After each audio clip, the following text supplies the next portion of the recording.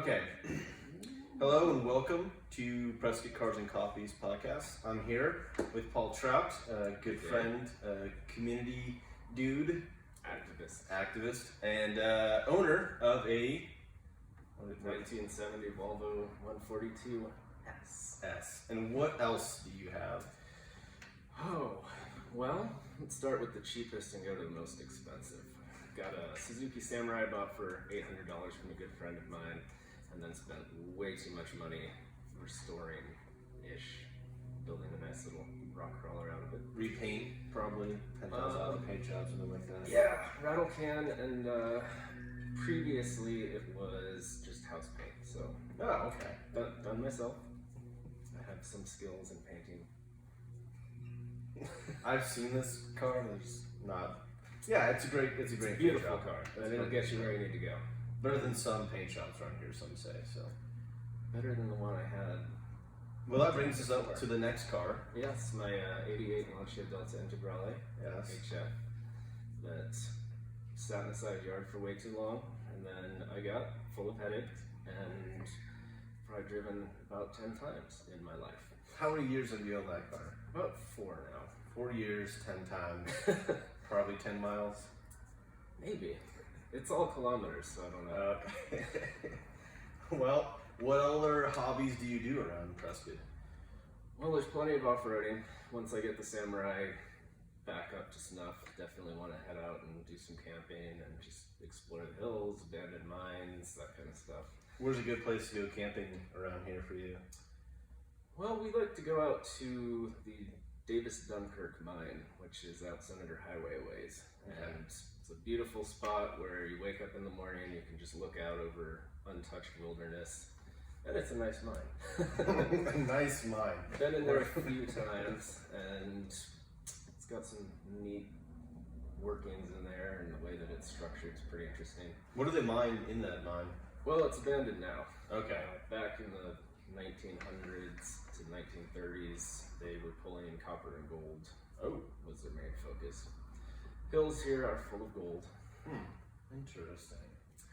Speaking of gold, this Volvo you have here. Yes. What inspired you to pick it up? Because it's really like a European classic. It's not just like your average, professor's Volvo from like the 90s or even 2000s. Well, because I had it in Professor's Volvo. It was actually an Atomic Scientist's Volvo 244 that was in 1988, and very much professorish, maroon with a gray interior. Sold that because a friend of mine had this up for sale and I needed it. You needed it. That's I always. needed it. I'm gonna use that one with my fiance. I need this car, sweetheart. Yes. I don't know Like there's a void in my heart that can only be filled by buying this car. By Volvo specifically? Yes. Because you're a real Volvo enthusiast. No. That's the strangest thing. As a kid, I thought Volvos were the ugliest thing in the world, and I never wanted anything to do with them. And somehow through my life, I've made a series of poor financial decisions and owned several Volvos for whatever reason. What led you to them though? Like, there's got to be something about the Volvo. I have no clue. You're just going along with it then. The 240, I swapped a 2.1 liter turbocharged motor I found on Craigslist for $400. Threw that in there, made it go a little bit faster, make sweet boosty sounds. First engine swap, so it was excellent practice. I think that's probably one of the nicest things about older Volvos is that they're just, besides reliability, they're so easy to work on. There's a simplicity to the mechanics. Yes. Yeah. They're very simple. As a Volvo owner, I did get you something. It's Halloween. It is. And you Swedish fish. got some Swedish fish there for the Volvo ownership. No Legos? No, they're all out. They are somewhere on the port of California here. So. How'd you get these guys imported? East Coast? Something like that. Yeah, we found them. Well, so the Lancia. Do you have more than one? Is that your first one? Like, what drew you to that car? Because it's a pretty rare car to come across. It is a one-off. Yeah. It was never available for sale in the U.S. The prices are getting crazy out there. if you want to get into a Lancia and you can find one for sale, the 8 valves the cheapest to get in, and that's what I personally have. The Evo 2s are the ones that everybody recognizes and idolizes. Right. Those are $100,000 plus right now. $100,000 for a 1980s Italian car that isn't a It's Ferrari. probably early to mid 90s. 90s, designed in the late 80s maybe. It's not a Mine's an Ferrari. 88. It's not a Lamborghini, but it's $100,000. And it's probably just as reliable as both of those combined. Does it catch fire? I think is the real question. Mine hasn't yet. I do carry a fire extinguisher all the time. Yeah. There's been some very interesting mishaps with that car that most vehicles don't have these issues. What led you to the Lancia? I mean, do you like Italian cars in general? Is that There's a passion about them. yeah? There's nothing makes sense with them. They're terrible cars. I mean, they're unreliable. Things break that shouldn't ever break, but there's just a love involved, and you can tell that when they're designing them, it's not about what makes sense. It's just about building something awesome. Right. And as far as Lancias go, my father actually bought a Monte Carlo. It's a Scorpion here. It's the Beta Coupe version. So mid-engine. Mid-engine, rear-wheel drive. Unfortunately, it was 76, so you've got some gas price issues, so it's only got a little 4-cylinder in the back. Kind of like an MR2, but without the second trunk. Without the second trunk. Yeah, and part of the Italian-ness of those cars, they were very famous in the US for being horribly unreliable. This one has about 35,000 miles on it because it stopped running in 1992. It got stuck in a storage unit, and 35,000. What year is it again? 76. 76 with 35,000 miles on it. And those are miles because it is the American version of the Monte Carlo. Wow.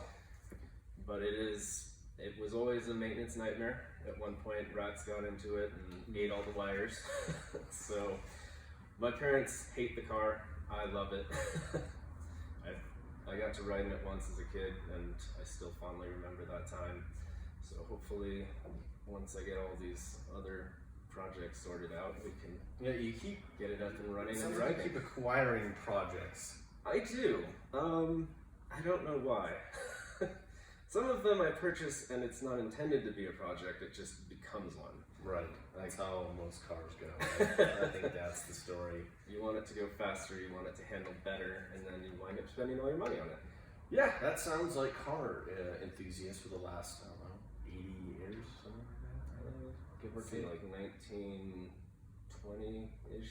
The Model 40s, A. I think hot lining started to take off right a little bit. Yeah. Prices of used cars went down. Yeah. Well, not anymore. Prices of used cars are now not cheap, I guess is the word. I mean, Absolutely. what car, I was thinking about this the other day, what car now for $5,000 can you buy as like a little project fun car? It's kind of, there's very few, you know? Probably a late 90s, early 2000s Cadillac with the Cadillac. North Star Oh. V8. Oh, that's a great engine right here. Sorry to all it's- North Star V8. I'm not. No. You made the decision. You have to live with it now. I mean, what are 60s Mustangs now even going for? Do you know, or? I'm not a Mustang guy, Yeah. but the price of Broncos is Oh, absolutely nuts. That's another 6-figure car now, I think, Yep. which is mind-blowing to think It's an about. off-roader. I mean, why would you spend $100,000 plus on something that is built for off-road, but you're never going to take off-road? So, the newest car I think you own is a 1988, it sounds like. 91. 91. The Lancia's 91? Yeah. No. The Lancia is the 88. Okay. The Samurai is the 91. Okay, Samurai is 1991. The Alright, newest that's right. vehicle I Forgot own. about the Samurai, I'm sorry. I do too. It's not at my house right now, so I frequently forget it exists. What car in the current lineup of vehicles being sold, would you buy them if you could? You mean the cars that I own? No, but just, Which one would I buy back? Because Sure. I've done that a couple times. But like a brand new car, what's on your market today? Like what's attractive? You clearly just like the enthusiast cars from the 80s and 90s, you know? 1992 Dodge Viper RT10. I mean like from a car you mean that's like 20, I have to go buy a new car? 2018 and up, yeah. Wow, that is a tough one. I know you had the Fiat Abarth. Yes. Weren't a fan of that, or did you love it? I was not a fan. I was a fan from about 3,000 RPM up. Because that's when the turbo kicked in and it would actually move. I had many close calls in roundabouts because you would put your foot to the floor and it would just crawl into the roundabout until the turbo kicked in, and then it would go 100 miles an hour out of the roundabout. Very not a fan. No. It is surprising how much room those have inside though. I had a friend. If you're alone. Well, I had a friend with a CRV. He hit a deer, demolished the front end of the CRV. So we went to U-Picket. Of course, I had the Fiat. And we managed to fit all of we got fenders, some other bits that were broken around the engine bay, front bumper, and we managed to fit all of that in the back of the Volvo. So you can fit a Or CRV. not the Volvo, the Fiat. The Fiat. You can fit a CRV and a Fiat Abarth Yes. 500. It makes it even slower, but you can do it. You can. It is an excellent grocery getter. So back to the question. 2018 and newer. What are you looking at? Price is no object. No, price isn't, like a reason. Under 80,000. So I sell all of my cars and I go buy a brand new car. No, you keep your cars. We're getting too into this. You keep your cars. I write you a check for $75,000. What are you getting? All right, $75,000. I would probably buy a used Quadrifoglio. Okay. That's the Alfa Romeo 4-door. The one that you can V6? twin turbo V6. Twin turbo V6. Okay. Horribly unreliable. I've heard nothing but horror Italian stories, car. but Well, your wife has an Alfa Romeo though, she does. and it's been reliable. Yes. Yes, that did not seem like a very Because solid yes. if it wasn't, then we would be down in Scottsdale a lot. Okay. And that can get expensive. Yeah.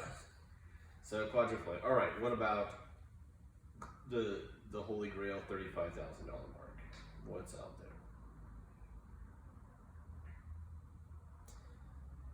I would say Kia Stinger, but it's a Kia, and I would never own one. Ooh, ouch! Harsh words. Yeah. But you like it enough to bring it up. I like the thought of having a V6 with 2 turbos on it. That's For just- 35,000. Yeah, I'd have to probably debadge it completely, restyle it, and make a kit car out of it. A kit car. Yeah. Well, Take the powertrain, drop it off, and then put it in. the Volvo. I don't know if you saw. There's someone that did that with the car from Back to the Future. I should know. The DeLorean. DeLorean. He put a Kia Stinger twin turbo V6, right?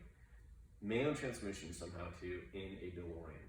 So I think you need to do that now to the Volvo just to one up the Kia Stinger engine swap game. That's Yeah, it's going kind of around. like the LS swap. Is it? Everybody does LS swaps. Or K20. Is it K20? That's a Honda engine, right? K20. K20 in that would be great. Have you seen the engine in that? No. It's Does the hood even pop open?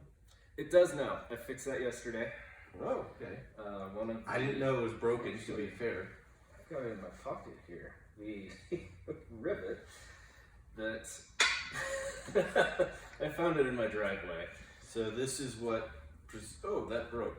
Oh no, that's actually how it looks. It's got a kind of a cross stamp in it, and I believe that's what mushrooms it out and makes it a rivet. But this is part of a way over designed hinge system, which is not interchangeable with the 240s and any other model, so it's impossible to find one. So this fell out, and it's a pivot point because it fell out, the spring that holds the hood open when you open it bent the entire hinge over by pulling itself, and not being able to find a replacement, I had to go into my parts bin and dig out some bolts and nuts and washers and rebuild my... So it sounds like you are also a Volvo mechanic as well as a Lancia mechanic. I am forced into mechanicking. And is that just part of the game with owning these older classic kind of cars, or? Yes, the most obscure things break. A hood hinge. It was actually funny, the guy that I sold my 240 to sent me a message, said he loved the car, but the hood hinge broke. And I was just thinking, how does a hood hinge break? I mean, these things they are beefy. They would make 1950s refrigerators look weak. And these hinges are just robust. The spring's about that wide, and it's very well engineered. So I had no idea how the hood hinge broke. I figured that he shut the hood on something. Then mine broke. Well, apparently it's a thing. Speaking of your last Volvo, I know you were prepping that for a rally, right? Yes. Tell us more about your rally obsession. Well, that kind of came from, I enjoyed driving on dirt roads, and I enjoyed driving fast. There are many of in Prescott. Perfect combination of both. Yeah. And there was a Prescott rally, and I don't think we're doing it this year, correct? I think they're trying to... Yeah, it was looking more promising for this year, but then I don't know the specifics of it, but it wound up getting canceled this year, so it's been about 3 years now that Prescott Rally's been canceled. Wow. So we're really hoping that Prescott Rally comes back. Next year, hopefully. Yeah, because right now, the closest rallies are in California, and then you have to go to California. Yeah, no one here wants to go back there, I bet. No. Well, Paul, I appreciate you coming on the show. Once again, thank you for tuning in, everyone. And we'll have to have you back. There's probably more to talk about. I'm sure you're buying another project car in between now and then. Something will break. Something will break on one. You have the story to tell us about fixing it, I'm sure. Oh, yeah. All right. Thank you, everyone. Have a good evening.